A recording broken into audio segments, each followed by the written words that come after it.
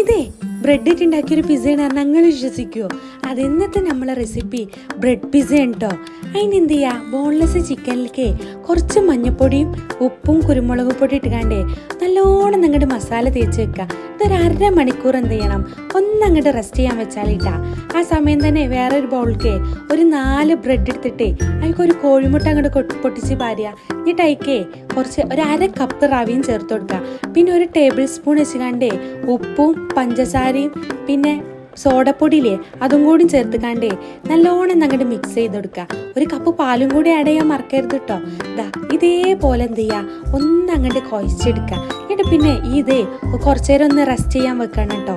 ആ സമയം തന്നെ എന്ത് ചെയ്യുക, നമ്മൾ ആ ചിക്കനില്ലേ അങ്ങോട്ട് ഫ്രൈ ചെയ്തെടുക്കുക.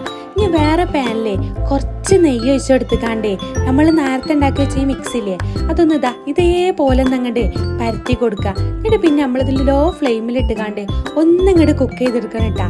ആ സമയം തന്നെ നമുക്ക് നമ്മളെ വെജിറ്റബിൾസ് ഒക്കെ ഒന്ന് കട്ട് ചെയ്യുക, ഒന്ന് തിരിച്ചും മറിച്ചിട്ട് എടുത്തുകാണ്ട് ഒന്നങ്ങോട്ട് വേവിച്ചെടുക്കുക.